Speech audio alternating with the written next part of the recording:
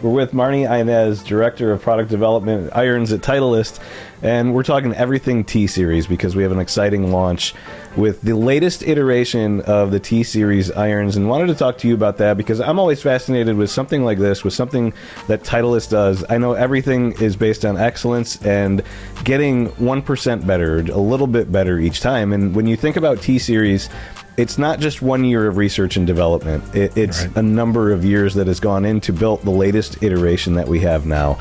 What can you tell us about the history of T-Series, where it started to now where we are, and what it can do for the golfer? Yeah, there were two things that kind of prompted the kickoff of the T-Series, like kind of name, right, and model line. And one was the T100, right, was an iron.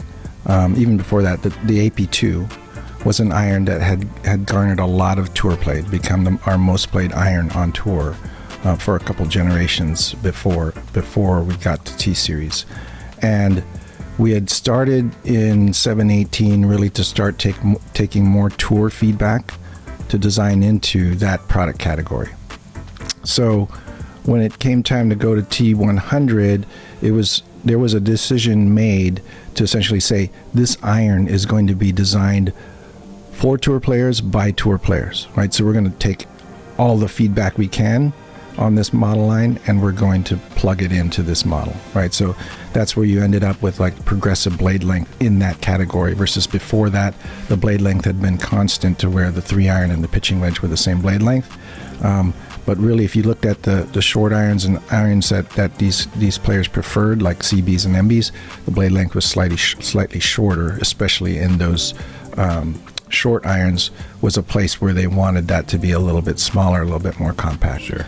The second thing was a technology called Max Impact had come into our R&D, right?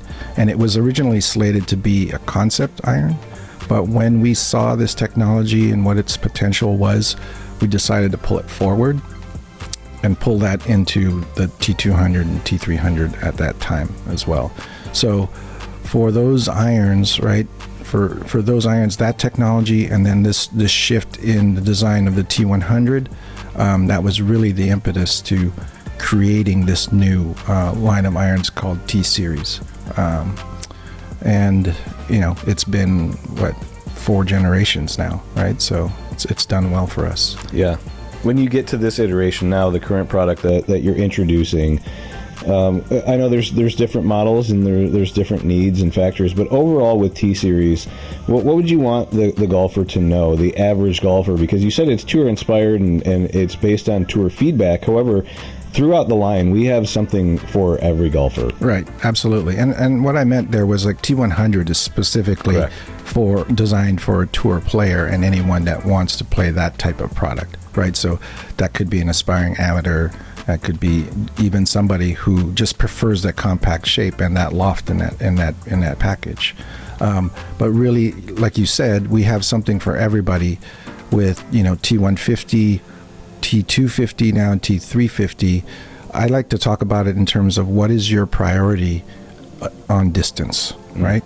If you really have a high priority on I need to hit my irons far or farther than I do, then you might be looking on the 350 side of things. But we have gradients of that from 150 to 250, a little bit longer, 350, a little bit longer still, while still providing the same goals that we have for the tour player in each of these, right? Because what's good for a tour player is typically good for your amateur golfers in terms of performance. Sure. I mean, they're looking for height, they're looking for it to stop close to the pin, right?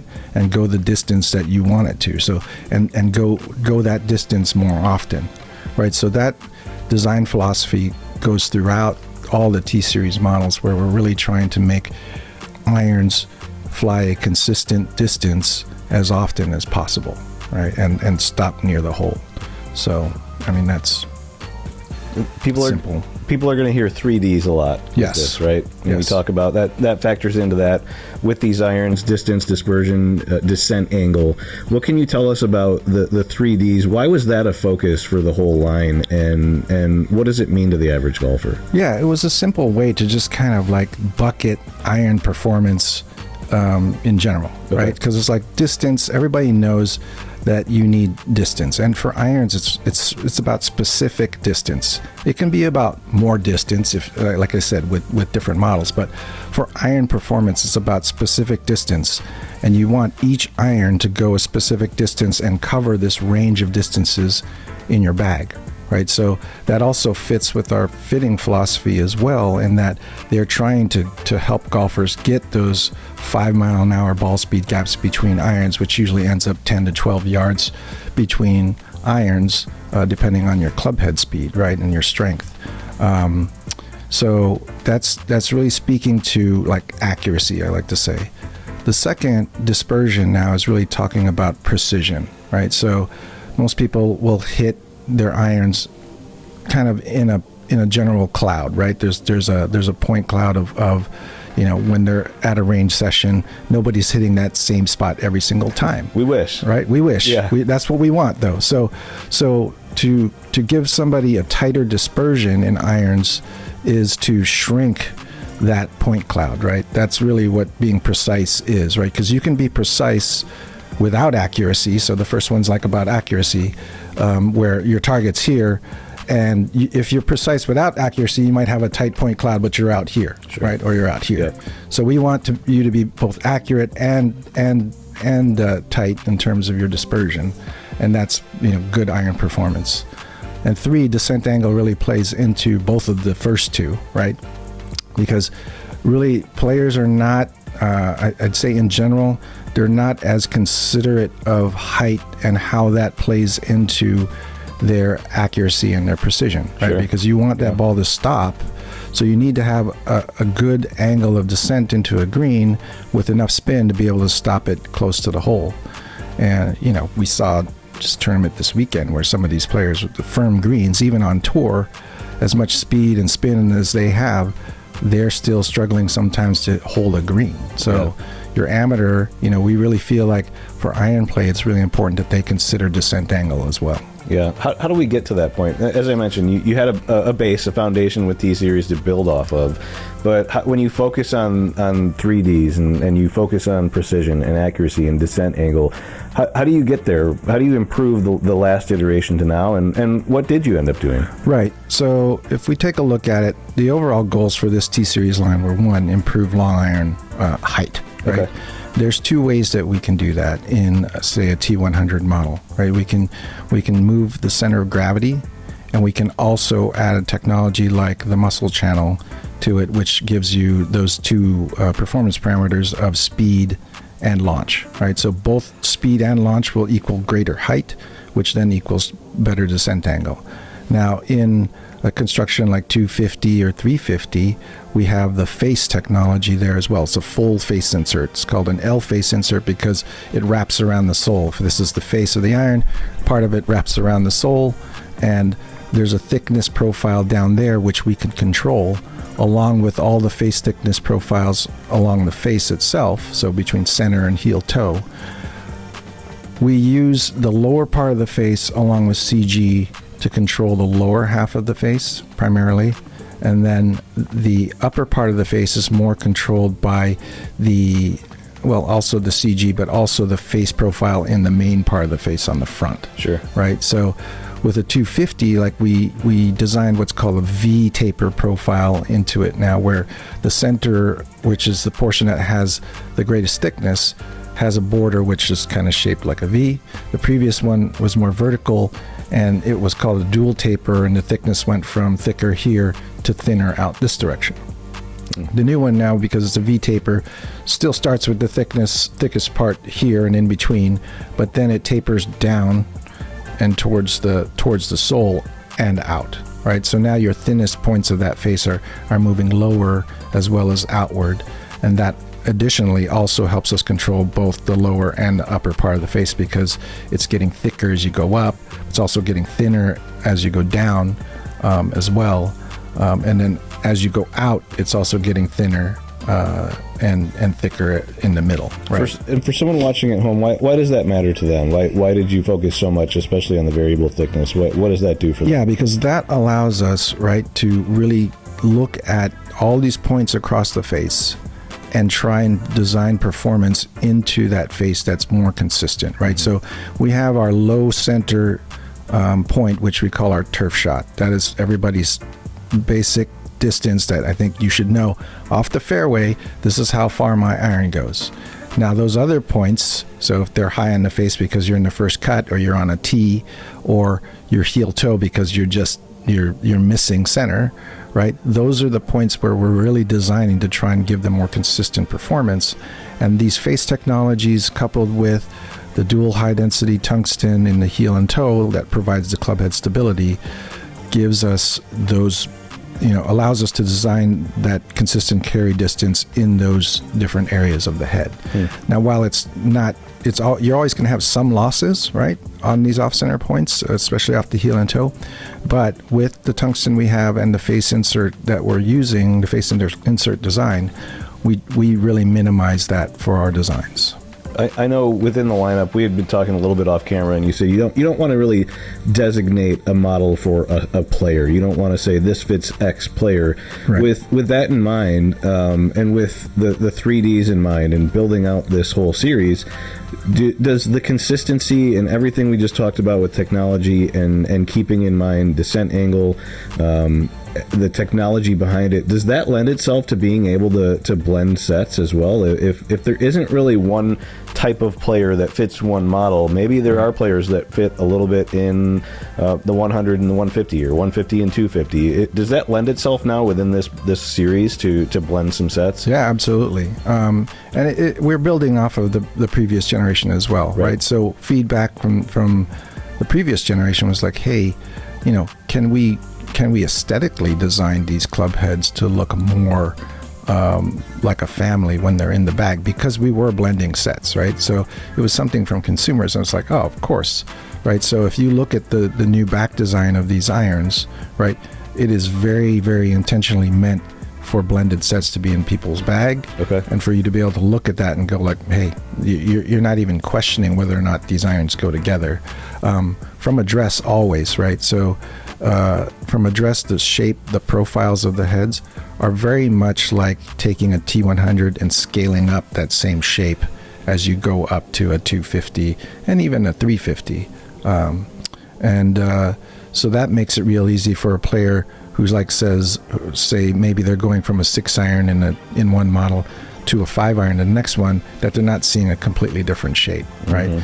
The adjustments in top line thickness are very subtle, right? So between a 150 and a 200, or even 100 to 150, very subtle, right? So it's not something that's going to be like off-putting to a player to put that next club in their bag. Sure. While at the same time, we've designed the offset in 100, 150, and 250 to be the same. So like even from that aspect, looking down that hosel blend into the leading edge, it's going to be pretty much the same look to the player, even with the utility irons and 250U and U505. The offsets are similar there as well. Okay, that's interesting, especially for, like you said, if there's a better player who's looking for something down the line, down the top, that if it looks similar, a lot of that is about confidence and feel, right? That they need to feel like they're going to be able to hit it properly. Absolutely. You mentioned the T250. I wanted to get into that one because when we talk about needs and the modern golfer and who Titleist serves, the T250 seems like it's going to be the hero of the line. It's going to be maybe one that a lot of the average golfers could fit into. What does that model specifically do, and the technology behind that? Why is that one maybe going to be a model that sticks out? Yeah, I mean, it's kind of in this tweener range, right, where it can cover a broad range of players, right? So players, especially on the long iron end of it, really appreciate the compact head size there, right? So maybe they're not quite willing to go all the way up to a either 350 or a U505, which is a larger, thicker top line profile. Sure. But T250, especially in the fitting arena, fits well with a 150 club on the top end. Okay. Now that set as a whole now is just positioned for that player that wants a little bit more distance out of their clubs. They don't want maximum distance necessarily, but they also kind of want somewhat of a compact shape, right? Because the T350 is a jump in offset, right? So that iron is a jump in offset, although we still would say that we're not the largest offset iron in that type of iron, but it is a jump for us from the other three, right? Sure. So, but yeah, besides distance, the look of this club from address, right? So it's a little bit more compact than 350. It's just something that it also has a feel profile that I think a lot of players prefer in this category. Has a little bit of that fast feeling in that mid to longer iron, and then less so in the short irons. It feels more like your Vokey wedges right down there. So yeah, it's a good set that covers a lot of kind of preferences in the golf market within one package. What interests me too is that there's a T250. There's a launch spec as well that we can get into, and I think most average golfers can probably use a little bit of help with height and getting the ball in the air. Why was it important to add the launch spec, and what can people expect to get out of that as well? Yeah, we started looking at like the emerging junior market, and then it sort of expanded into like, hey, this could also work for some women players, can also work for some lower swing speed golfers as well, or just anybody that wants height in general, right? But for those players, there also tended to be a necessity for lighter weight as well, right? So T250 Launch Spec is actually 6 grams lighter in terms of its club head weight versus the T250. So that coupled with loft, it's going to help a player get more height, along with all the technologies of T250 on its own. So it's really a fitting option, right? So of 250 is what I would call it, right? So if you are just in need, if you like the 250 shape size, but you're just in need of that additional height, a fitter can go straight to this product and potentially put you into it, right? And I think it's pretty cool because it is like the first time of coupling all this technology in an iron with loft, because if you looked at how the iron market has been going, things have been getting stronger and stronger, and technologies have been developed by R&Ds to just try and maintain height, right? So and that's all in chasing distance in your irons, right? When really the focus on irons should be like, again, what we're saying is, being accurate and the 3Ds, which we talked about earlier. Yeah. I think there's a misnomer out there that Titleist doesn't have a game improvement iron, or you've got to be a certain level player to play Titleist irons, and that you're laughing because I know that that's not true, and especially with the T350, I think that lends itself to probably a lot of golfers out there and fits their needs. To that golfer that thinks, I'm not good enough to play Titleist irons, or there isn't a game improvement iron, what would you say to them about the T350? Yeah, I mean, some people have called it like the golf's best kept secret, right? I'm like, well, why is it a secret? Why is nobody talking about this iron for us as game improvement, right? Because it is. It's totally designed for a player that wants as much distance as they can get out of a Titleist iron, right? So a lot of times that's a focus for a player in the game improvement category.